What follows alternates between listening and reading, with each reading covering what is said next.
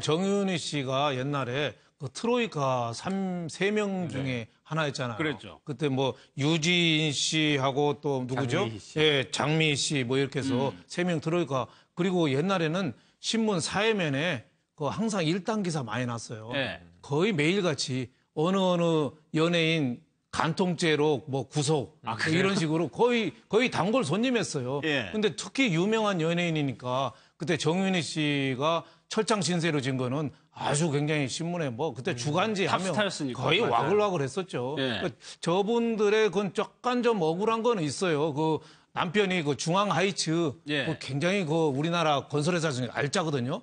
50년대 우리나라 건설회사 중에서 뭐 도급 순위 1등 하던데요.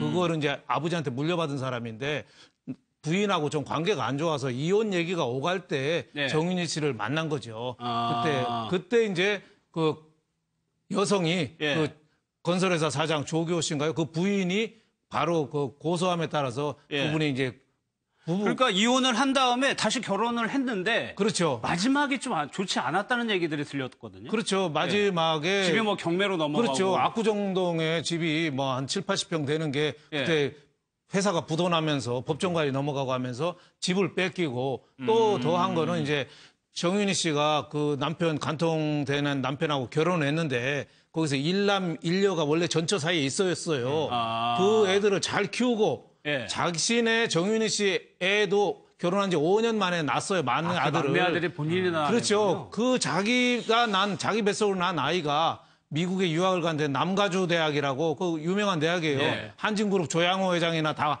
재계에서 많이 가는 대학이에요. 거기 학생인데 갑자기 그 심장마비로 세상을 떠났죠. 아. 그러니까 20대 그 자기의 유일한 혈육이 회사 망하고 집 경매 넘어가고 아들까지 갑자기 미국에서 그렇게 되니까 정신적인 충격이 굉장히 컸다고 봐야죠. 예. 그러니까 어떻게 보면은 글쎄요.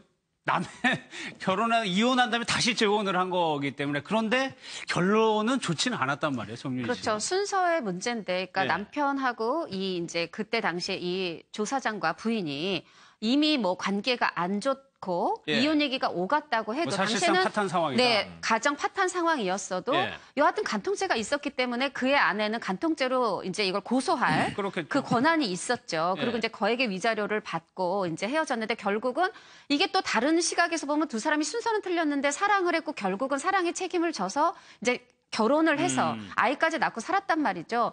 그리고 굉장한 스타였는데 그 뒤로 단 한 번의 인터뷰에도 응하지 않으면서 그 전 처와의 슬하에 있던 일남일녀와 본인의 아들까지 20년 넘게 굉장히 잘 키우면서 잘 지내고 있었는데 네. 그러니까 어떻게 보면 본인은 그 온몸으로 보여준 거라고 생각해요. 본인에 대한 사랑의 책임을 20년 넘게.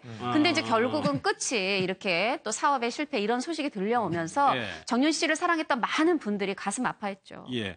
배우 김성환 씨가 정윤희 씨와의 관련된 인연을 좀 방송에서 얘기한 적이 있습니다. 그 얘기 한번 좀 들어보겠습니다. 예전에 김성환 씨가 그 정윤희 씨, 당대 최고의 배우 정윤희 씨랑 같이 주연을 맡으셔서 연기도 하셨는데 정윤희 씨를 데리고 도망가셨다는 얘기는 뭔가요?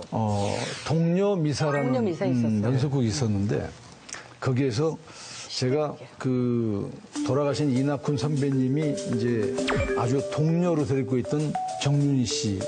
제가 그 집에 제가 이제 머슴을 하는데 정윤희 씨하고 같이 이제 도망을 간 거예요. 다른 분은 나오지도 않고 나하고 정윤희 씨만 둘이 대사를 어마무시하게 나온 거지. 3일치를 내가 다 해야 돼. 다 혼자. 도저히 이건 내가 할 수가 없다. 그래서 벗어놓고 도망을 가자고 하는데 너무 걱정이 돼가지고 다시 살살 들어갔는데 그 연출자 선생님이 딱 오시는 거예요.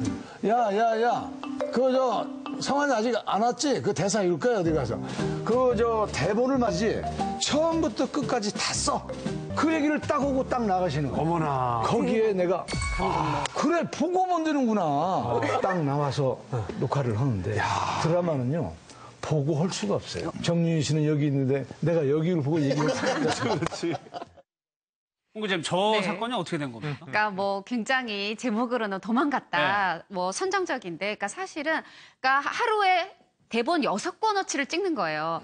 먼저 3권어치를 찍었는데 두 번째 3권이 나왔는데 그게 다 김성환 씨와 정윤희 씨 대사다 보니까 예. 너무 겁이 나서 외울 자신이 없어서 사실은 바로 옆 건물 커피숍에서 두 분이 커피 한 잔 마신 겁니다. 커피숍으로? 네, 그랬는데 어디 멀리 간게 멀리 아니고. 도망간 게 아니고요. 근데 이제 너무 겁이 나서 또 이게 예. 제작의 차질을 빚으면 안 되니까 몇 시간 만에 다시 촬영장으로 복귀했다. 그런 해프닝을 얘기하신 거죠. 두세 시간 도주 이렇게 보면 되겠죠. 예. 너무 이제 중압감에 네. 스트레스 때문에. 그래도 이제 표현이 되게 세셨던 게 2011년에 지금 방송분인데 김성환 씨가 굉장히 정중한 분이에요. 말씀은 구수하게 하지만 예. 절대로 민폐 안 주고 젠틀한 분인데 저분이 눈이 맞았다 이런 표현을 써서 다 깜짝 놀랐던 거죠. 그래서 스캔들 이렇게 뽑긴 했는데 불과 몇 시간의 해프닝으로 끝나긴 했습니다만 예. 김성환 씨가 70년 데뷔거든요. 저희 80년 드라마거든요. 동녀미사 저도 어릴 때 봤던 기억이 나는데 기억나세요? 네네. 이낙훈 씨가 할아버지인데 동녀라는 게 품고 자는 어린 여자아이를 얘기하는 거예요. 너무 슬픈 역사 속에 그 여인의 삶을 그리고 있는데 예. 김성환 씨가 늘 포졸만 하는데 포졸이 그렇죠. 대사도 단역을 없는 위주로 역을 했었죠. 하다가 예. 처음으로 머슴을 맡아서 대사가 있는데 상대 여배우가 바로 당대 최고 여배우였던 정윤희 씨와 맞대사가 있는 역을 맡아서 본인이 굉장히 업돼 있을 때 본인은 눈이 맞았다 이렇게 생각을 하게 된 것 같습니다. 아니 김성환 씨가 단역을 위주로 했지만 나중에 가수도 데뷔했었잖아요. 데뷔하죠. 트로트 네, 가수. 2014년 불과 3년 전인데 묻지 마세요라는 노래로 트로트 가수 데뷔를 했는데 정말 인기가 굉장해서 이 예. 행사 무대에선 중년의 아이돌입니다.